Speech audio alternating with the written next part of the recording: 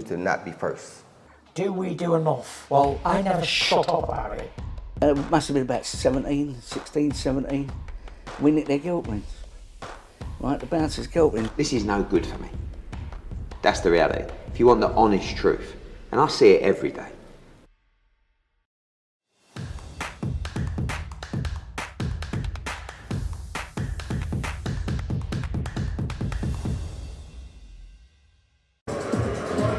Andrew McCart, IFL TV. I'm delighted as always to be joined by Miss Tasha, Jonas. Tasha, again, lively press conference, lively weigh-in. I mean, we don't expect nothing less from these two, Liam Smith and Chris Eubank. They're polar opposites, they don't like each other, so what are you expecting tomorrow night?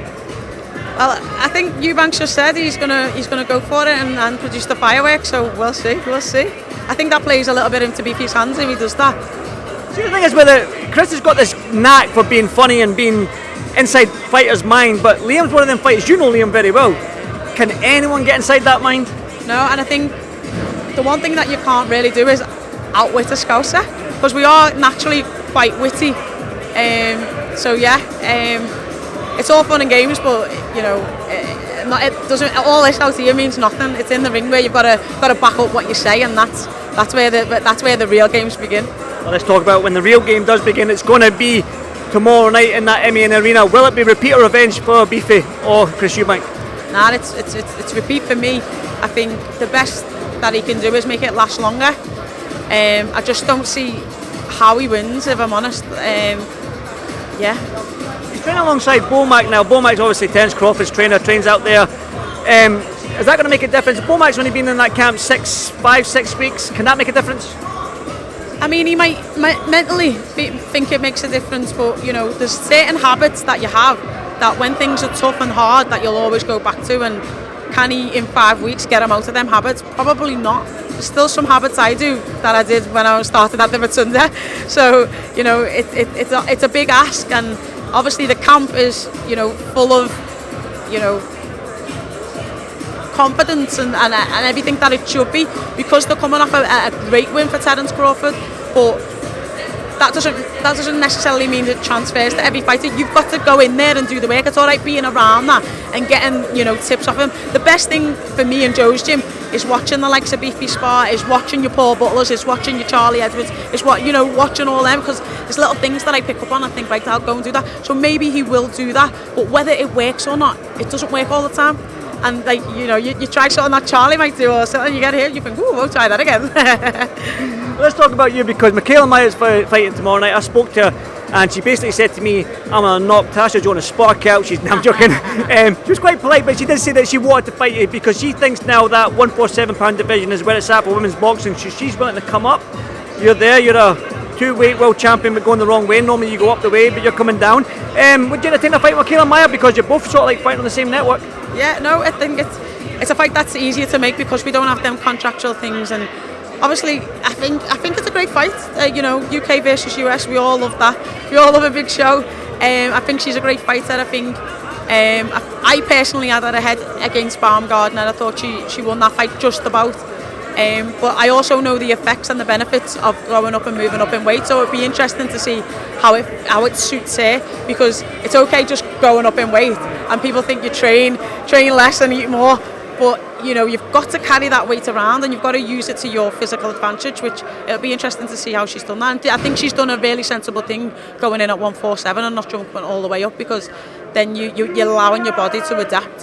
One thing, well, forgive me for saying, but since you've moved up in weight, you've sort of carried the power up there, because you've had some great stoppages up at the heavier weights and stuff like that. So do you think that maybe down at super featherweight where you were drained you a little bit maybe to make that weight, and now you're feeling stronger up at these weights, and if a fight does come off for you, Michaela Myers, that we could probably see knockdowns and maybe possibly a knockout? 100%. You know, it's as well as moving up in weight and carrying your power, you're fighting bigger girls, so you know, you're getting hit a lot harder than you was maybe at super featherweight. So yeah, I did notice the difference. And yeah, I just think it's a great fight. I forgot what you said. I forgot to start. Carrying the power. Oh yeah, I can carry the power. Yeah, but that's because you're not trained. I look back now. I've literally said it to someone before. I look back at some of the Terry Harper camp pictures, and I think, how was that even possible? How was it possible? I know, but we always do. You can make. I could go and make bantamweight if I really wanted to. I can make it, but it's performing at it. That's the hard part, and that's the most important. Your body can do anything, but you've got to perform at it, and that's the hard bit. Definitely. And you touched on Alicia Baumgardner. There's a lot made on all these drug tests and stuff like that, fighters getting caught, but a promoter's doing enough. It seems like Eddie Hearn, he's doing enough because he's paying for additional testing, Bravada and drug-free sport and whatnot. Do you think that other promoters are doing enough in terms of getting these companies in to do more testing on these fighters? Because it seems like now that we're testing more, we're finding them out more. Yeah, I think, in my own personal, honest opinion, I think that the testing's done at the wrong time. You know, no one's going to... We test athletes, you know, in the Olympics after their race, after their event, in boxing after they've fought, or sometimes like the day before. You know, if you're sensible and you've got half a brain, you're not going to cheat the day before and whatever. You're going to cheat in your camp. Yeah. That's where you're going to get the benefits. So I think sometimes it's not... You need bloods in that as well. Yeah, it's not the testing as such. It's just taken at the wrong times, because you're getting... You know, there's 10 weeks there you haven't been tested, and you get tested the day before. If you were half sensible, you'd do it, getting it cleared out your body, which you know some people are doing, but because the change in testing, and they was tested at different times. I tested the day before, tested, you know, that makes a difference, getting stuff out your body.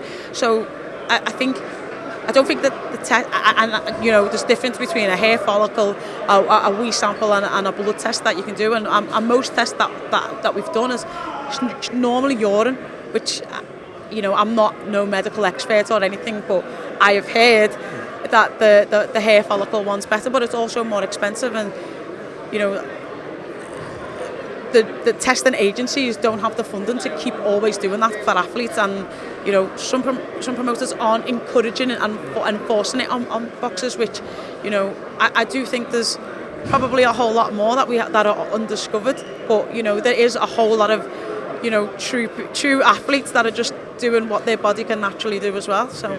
Well, that's it. Let's fingers crossed we can sort this out, because boxing's a dangerous sport. It's not cycling. It's not 100 metres. You're not crossing the line. You're not throwing, you know, kicking a ball. You're not, you know. Cycling a bike. Yeah, you're not doing all that. This is combat sport where your intention is to hurt, stop, you know, hurt the other person, and you know, we shouldn't have to take a tragedy to happen before something's done. The scary thing is that might have to happen. You know what I mean? That's the scary thing. We don't want that. Natasha, I want to get a little...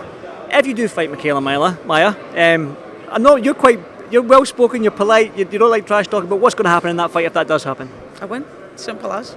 A big dirty knockout. Yeah, that's simple as.